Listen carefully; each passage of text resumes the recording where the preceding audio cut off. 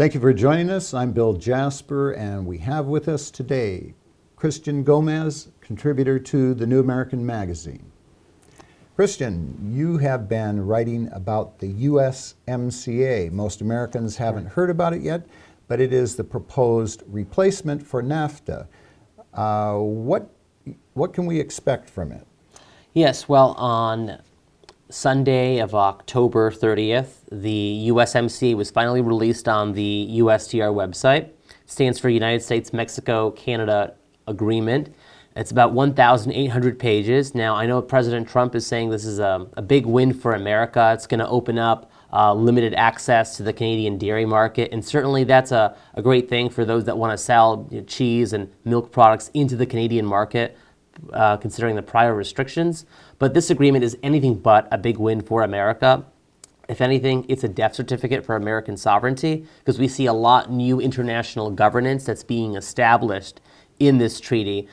We see a lot of harmonization and a lot of integration on the trilateral scale of all countries. This agreement doesn't keep America as a free and independent country. It's the next stage after NAFTA towards what would be an inevitable North American Union if this is allowed to pass. Now, that's a lot of bad news. Now, President Trump at the United Nations twice, when he's gone there, has said that he is against globalism, that he's for nationalism. Of course, that was part of his campaign slogan and rhetoric and his features on the campaign as well. So we know that the man in charge of negotiating this for him, Robert Lighthizer, would be considered a globalist. He's a member of the Council on Foreign Relations, and from his statements, it seems like he's headed in the direction of making as you wrote in your articles, this is NAFTA 2.0 plus. So give us first, before we get into the people involved in putting this together, what are some of the features of the new NAFTA, the USMCA, that should be of concern to Americans? Well, Chapter 30 of the USMCA specifically establishes a free trade commission, and then all the other subsequent chapters that you see in the new USMCA that cover a whole host of topics like trade remedies, environment and labor provisions, they each establish their own committees that are subordinate to the Free Trade Commission. So we see the establishment of an international bureaucracy as one of the main facets that's really all throughout the document. Essentially what the USMCA is a blueprint for an international bureaucracy. Well, you have here you said the document is 1,800 pages? Yeah, 1,800 pages about. So basically we've got a stack of legalese purporting to be about free trade, but as you wrote in your articles, as with NAFTA, it covers a whole broad array of things beyond just trade and tariffs. What are some of the things that it covers?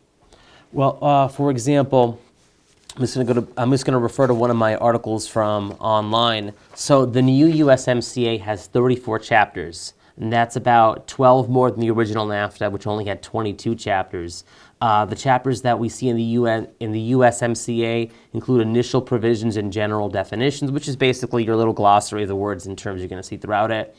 Your national treatment and market access for goods, your agriculture chapter, rules of origin procedures, textile and apparel, customs and trade facilitation, recognition. Now this is interesting. Chapter 8 is in regards to how Mexico will retain its sovereign ownership and right over all of the petroleum and natural gas in its country, which I think that has to do with the domestic politics in Mexico.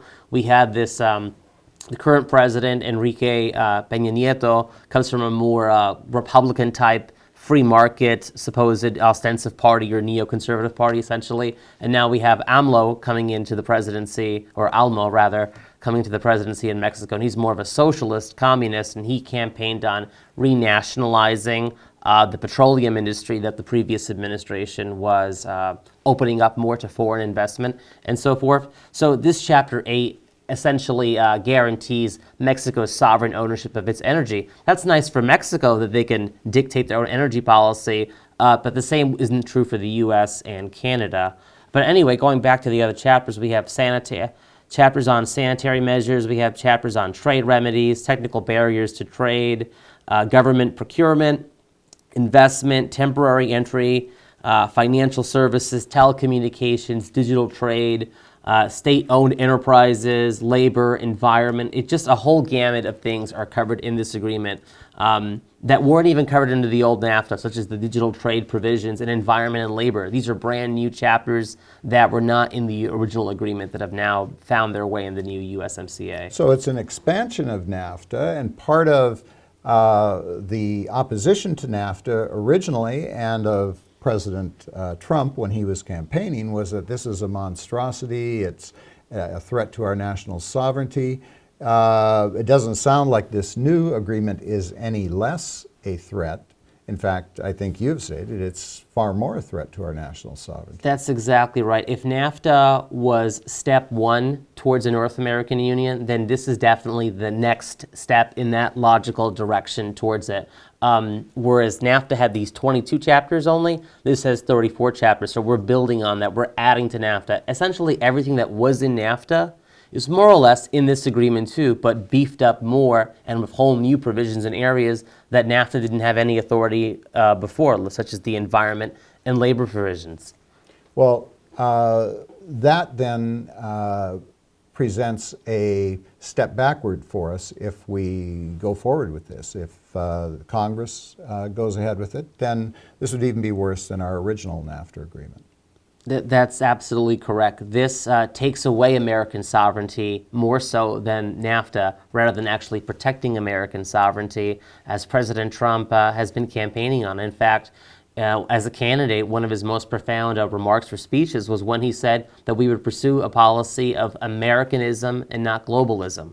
And this does the opposite of what he intends. And I think it's honestly because I don't believe he knows what's in this agreement. As you mentioned earlier, you have your CFR individuals, such as your Robert Lighthisers and others, that are really the ones carving or writing up this agreement, and the president has no idea what's in it. He's been told by people that he trusts, most of which are globalists from the CFR, that this is a better deal, and he's going along with that, when in fact this is actually a worse deal. It has everything that he has attacked the NAFTA agreement and other agreements about. This has all of those worst elements plus more. This is NAFTA on steroids. Now, I know you're still digging into this. There's a lot of text here, a lot of legalese to go through, and as anyone knows, in a law, in a treaty, in an agreement, a compact, just a change of a couple little words or interpretation of them by a NAFTA court, or in this case a USMCA court, can have huge ramifications. And so we're digging into this. Obviously the president hasn't read it yet, so there are many things more, I'm sure, that we're going to be coming out with, you and the rest of our staff members who are looking at this. So we're really going to look forward to further analysis on this, and we're glad that you're digging into it. Thank you very much. And for more information on this, be sure to go to thenewamerican.com. We have several articles up on this already, and we'll continue to be reporting on this as new developments take place.